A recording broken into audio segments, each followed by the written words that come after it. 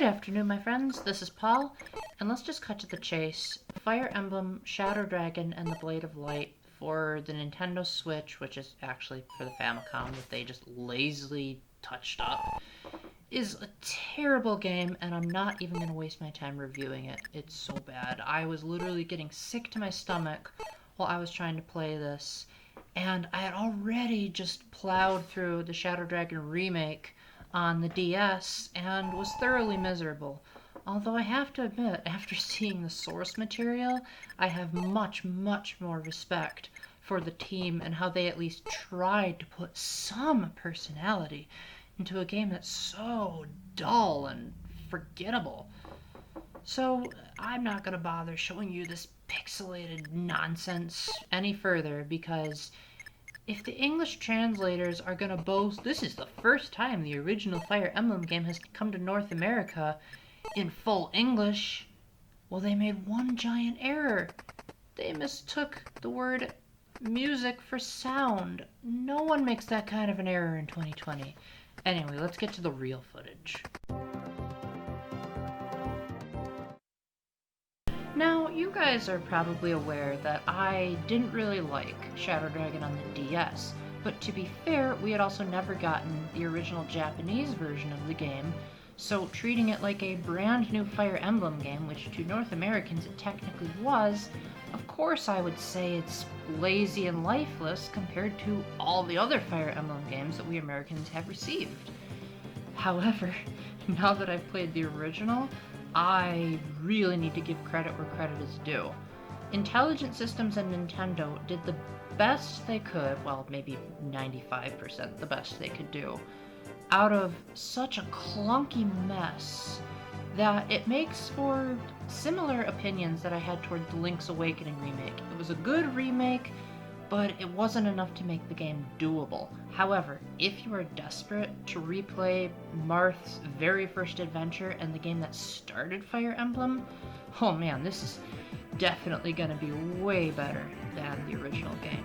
So I'm going to try to go through as many changes as possible that the remake made that not only makes it more in line with modern Fire Emblem entries, but also just feels like the team really took the time to say, man, this Famicom game stinks, let's remake it.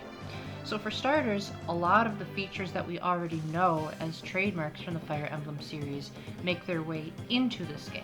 When you move your units, you'll be able to see how far they can move and how far they can attack. When you initiate a battle, there's a battle forecast that shows you how much damage you'll give and how much percentage there is of hitting the enemy, as well as the percentage of doing a critical, and vice versa for the enemy's stats.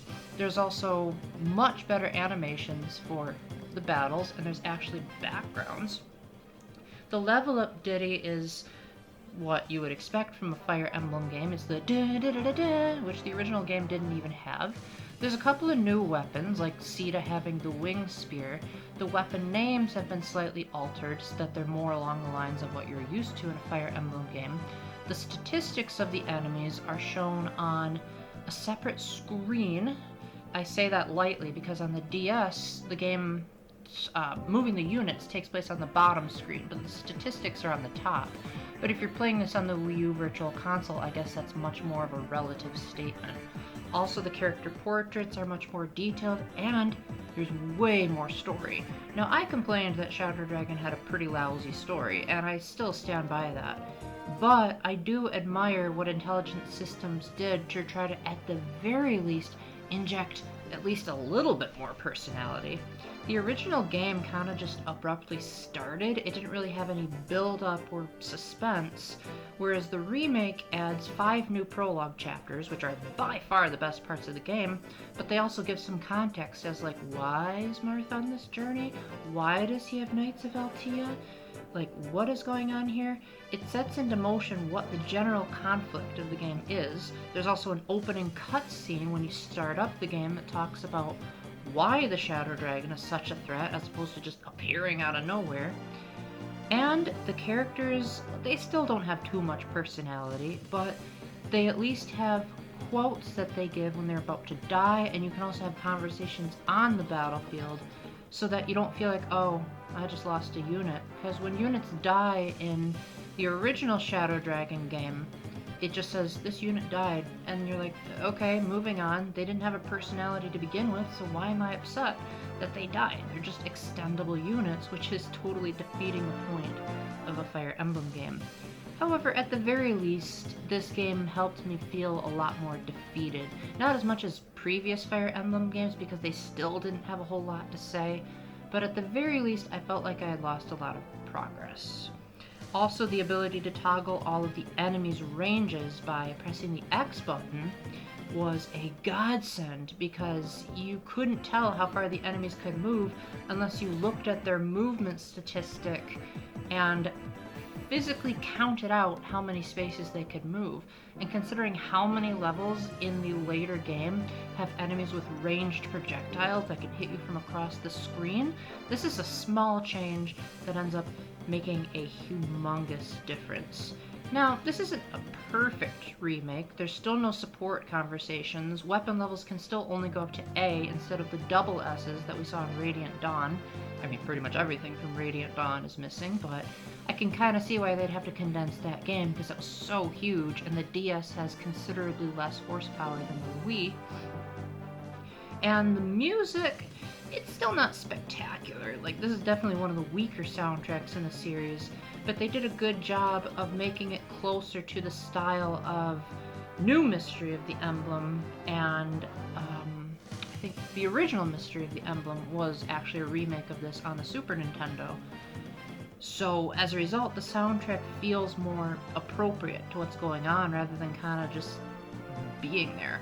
Also, the localizers of this DS remake actually knew the difference between sound and music. Now, you might be thinking I'm joking here, but I kid you not, when I review footage of games nowadays, I try to have the sound turned all the way off and the music turned all the way up, because I feel like sound effects kind of distract from a review, and also a lot of times the games I review have really good music, and I want you guys to be able to hear it, because some of my friends actually like the soundtracks of video games better than the video games themselves. However, when I was playing the Shadow Dragon port on the Switch, there was an option to turn off the sound, but it ended up turning off the music instead. But because I had muted the TV because I didn't really like chiptunes, I didn't know that until I looked at the footage and realized, how do you mess that up? Even a basic translator would know the difference between sound and music. So, yeah, that's why you only heard beep, beep, beep, beep, beep, beep, beep in the original footage rather than just the soundtrack alone. Now, there are a couple of changes that were made to the Shadow Dragon port so that they could not have the excuse of, yeah, we're Nintendo's richest and laziest company, so we gotta do something, or it'll just be a virtual console port and we can't have the virtual console port. Get this, they added the ability to speed up the gameplay, rewind your turns, and choose whose turns you want to fast forward. And you can also create bookmarks to suspend your gameplay. But even that pales in comparison to Shadow Dragon, because you have map saves on the original DS version, and on the Wii U Virtual Console you can save anywhere, even mid-cutscene. So even by Shadow Dragon standards, this is abysmal. So the question is, what's even the point of picking up the original version when, admittedly, it's a lot cheaper than the DS version? Like, even if you get this on Virtual Console, it'll cost you at least somewhere between $8 to $10, whereas the Shadow Dragon remake on Switch is $6.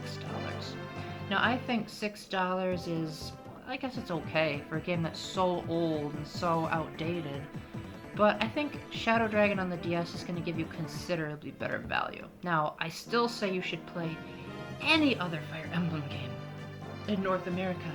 Even Fates is better than this. But I would still say that certain people really like to know the origins of their favorite series. And I have to admit, when Shadow Dragon was announced for the DS, I was pretty curious about, like, okay, I've heard of Marth through Super Smash Bros., but I don't actually know what game he's from because he hasn't appeared in any North American releases. So it was a nice historical curiosity at the time, and I can see people being like, okay, yeah, I do want to know where Marth is from. So with that, I give the Shadow Dragon remake a light recommendation, but a very light one, especially if you're a fan of any of the other Fire Emblem games. Except maybe Heroes, because Heroes was kind of lame, but that's also not on a Nintendo system, so I don't really count that. Make of that what you will. So I hope I made it clear that there is absolutely no redeeming features to Shadow Dragon on the Switch, and it's just an epic waste of your time to support a company that's gonna be so lazy and not even implement the most basic of modern necessities to a 30-year-old game. Like, you've done better on your SP releases on Nintendo Switch Online. Anyway, I'm done complaining. If there's anything that I did not complain about that you want me to rant about in the comment section, please let me know. And until the next time, keep the faith, stay epic, God bless, and Nintendo, if you really are Japan's richest company, let's see you put the same amount of effort you put into the Gaiden remake as you do into Shadow Dragon. Bye!